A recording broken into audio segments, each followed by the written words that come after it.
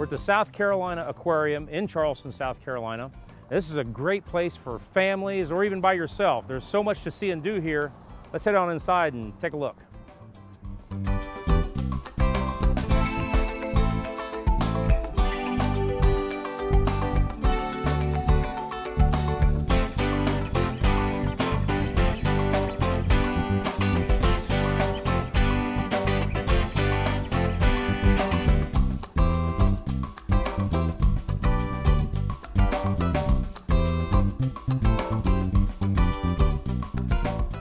We're here with Kate, and she's the public relations director? Manager. Yes. Here at the South Carolina Aquarium in Charleston. We've had a walk through. It's a beautiful place. She showed back up to tell us a little bit about the aquarium. Yeah, the aquarium, it was built in the year of 2000, so we've been in existence for about 10 years. We have thousands of different specimens of animals with about 350 different species. We have animals that reside in the water, others that reside on land, like turtles. So we have a big variety, and most of it represents the animals that you will see in South Carolina. One of the cool things about the Charleston Aquarium is the fact that it has all different topographical regions. Like this is the Western Carolinas, which is the mountain region. In the western portion of the Carolinas, there's actual certain designated areas that are actual rainforests. Now they're temperate rainforests, but rainforests nonetheless. Now earlier was in here, and I guess it's Ace and Stono. Yes. Was having a great time going in and out. Oh yeah. One thing about an otter is they seem to really enjoy life. Oh, they sure do. They like to investigate all the things that are going on around them. They love to eat. They love to sleep. They just have a good old time. But you told me that you don't dare get in there with them. No, we don't. Otters are actually members of the weasel family, and weasels, as you might imagine, are quite ferocious, so we don't ever have any human contact with them. Not only that, but it's important not to try and influence their environment. We don't want them to get used to having human contact or anything like that. We want to mirror it as much as we can as far as the wild is involved. Well, they're a ball to watch. I really enjoy watching them play. They are fun. They're very frisky and just have a good old time. Full of life. Yes. Let's head on down to the next one. All right, sounds good. You've got something really unique here, which is an albino alligator. Explain a little bit about that. His name is Alabaster. He is one of only 1 of 50 in the world, so he's very rare, and it's very important that when people find albino alligators, that they bring them in to captivity because they're not able to survive on their own due to their albinism. Why is that? Because he's just so obvious to predators. As a baby, if he were to go out of the nest, right away, hawks or anything would see this white animal and swoop down and pick him up right away because he doesn't have the camouflage that typical alligators have. So this guy was found down south by a farmer who found him in a nest, and he grew up at a farm out in Florida, and then he was brought to us, and he's been living with us ever since. It's beautiful. And you were mentioning a lot of people think he's plastic. Yeah, they do. And it does appear that way because it's just so perfect. Not only is he pretty much perfect, but he also rarely moves. That's just something that is an alligator trait. They pretty much stake one little piece of property as their own, and they stay within that piece of property their entire lives. We're at the snake exhibit, and I don't know if a lot of people understand that we do have diamondbacks here, and they're not rare. When you start walking out into like the Francis Marion Forest or whatever, they're there. Yeah, you definitely have to watch your step. And they can reach out and grab you really quick. Any snake can. You've got a really big one in here. Yeah, we do. We have a very big diamondback, and we have a huge rattlesnake. Right. Many, many years old. Yeah, you can see by the rattles. And it looks like he thinks it's about dinner time, so. This looks like a place that kids would just love. Oh my gosh, this is one of their favorite parts of the aquarium. It's our touch tank. Well, can we touch them? Yes, you can touch them with 2 fingers and just be very gentle and go ahead and touch the stingray. Very soft and pliable. Yeah, a lot of times people think that he feels like a gummy bear. Right, yeah, that's a really good example. So yeah, these stingrays, they have their barbs removed. We did clip them so that way no one will get stung. So people have the opportunity to touch stingrays, horseshoe crabs, hermit crabs, sea urchins, and sea anemones. Is that real over there, the starfish? And starfish, yes. Starfish. That starfish does like to hang over on that side. He rarely comes over here. Now, why don't you have any alligators in here? Just liability issues. Okay. Don't want any fingers missing. Okay.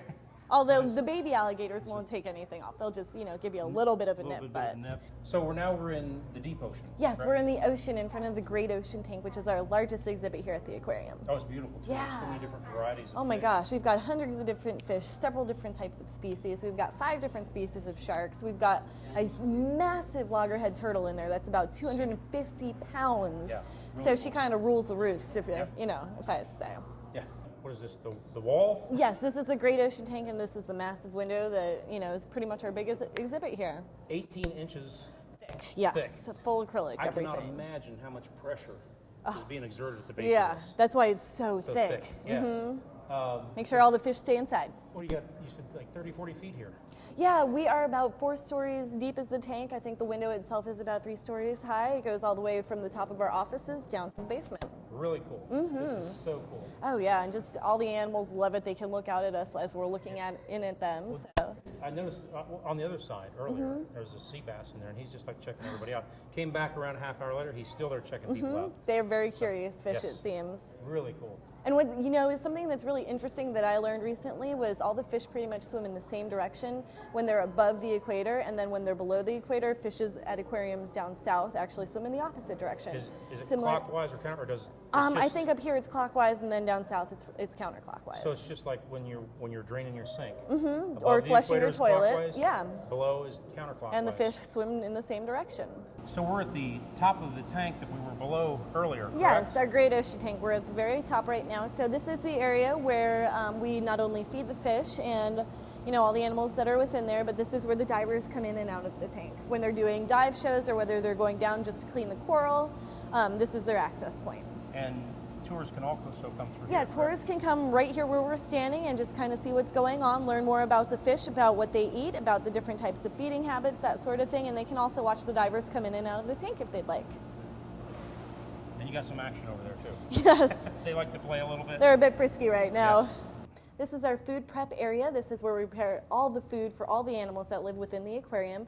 All the fish that we use are actually restaurant quality fish. So the same fish that's being served at Coast or Fleet's Landing or any of the fancy restaurants around Charleston, our fish here are getting as well. Your animals are treated well. Yes, they're treated very well.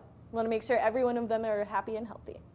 Okay, so tell me, what do you got going on here? I mean, I can feel the heat coming Yes. off here, so it's a massive water Yeah, heater. these are all the water tanks that regulate the hot water that goes in and out of the tanks that we have our animals in. So you can regulate the temperature. Exactly. We try and mirror the temperature in their tanks as what's going on in their natural environment. This is like the heartbeat right here. Yes, this is the heart of the aquarium. So this is the only sea turtle hospital in South Carolina, Yes, correct? it is. Yeah, the Sea Turtle Hospital here at the South Carolina Aquarium. We are currently treating 19 turtles, which is a record for us. We've never treated this many at one time, and it's because most of our cases that we got were cold stun cases that came in this past December. I see. And then a lot of people volunteer. Yeah, we have 2 full-time staff members, and then the rest of the people that take care of the turtles are either interns or volunteers. So without them, this would not be possible. Now, can a person that's coming to the aquarium, can they tour through here? Absolutely. We offer tours 5 times a week at 11:30 and then in the afternoon, and you can come and you'll have one of our full-time staff members tell you about all the turtles, what their cases were, where they were found, what kind of treatment they're getting, and how their recovery is doing. How big is it, he or she? Hilton, he is 85 pounds. But I noticed he's got his head in a pipe or something. Yes, he has his head in a PVC pipe just to get some solitude out in the wild. They do put their heads in little crevices in the coral, that sort of thing, so they can take a break, sleep, do whatever they need to do, and just kind of get some alone time. I didn't know that. Yeah. So these are terrapin turtles. They live in coastal waters like marshes from Texas all the way up to New England. And they are under pressure from coastal development and also from crab traps. They actually sometimes swim in those traps looking for food and then get caught in there and end up drowning because there's not any sort of way for them to get back out of them. So when you're crabbing or out in the marshy area, it's very important to be very mindful of these types of little turtles. And you said they're very personable too, and that Oh, one was your favorite? These guys are very personable. This little one right there named Hatch is my personal favorite. He always comes out and is kind of looking out at seeing what's going on and is very curious, and they seem to be quite social. Tell me about these little guys right here. This right here is a group of juvenile green sea turtles, and they were all part of a cold stunning event that happened in early December. Basically, we had a massive drop in the water temperature really quickly. They all got shocked. They're all young, so they didn't know to get out of the area in time. Therefore, when they got shocked, they washed up onto the beaches and were pretty much, you know, almost to death when we had turtle teams come and rescue them. They gave us a call. I read about that. Yeah, we had room for them, so we said bring them on down. We can take care of them until they're ready for release. And the temperature this year dropped drastically. Yes. It's very abnormal. Yeah, very abnormal, especially that early in the year. I mean, it does happen every so often. Usually we get, I would say, 3 to 5 cold stun cases a year. This year, at one point, we had 10. Wow. So that's just how big of a drop, you know, it was. And you say these are green sea turtles? These are juvenile green sea turtles, about 3 to 5 years old. They're pretty. Oh, they're beautiful. In your visit here to the South Carolina Aquarium, they have a really nice gift shop here, so you can take some gifts home, some mementos. And if you get hungry, there's a sea turtle cafe right behind me over here. Well, on closer inspection, the cafe is actually pretty well stocked. You got apple cinnamon strudel cake over there. Of course, you got Amstel and Amstel Light and Heineken, which is always a good sign.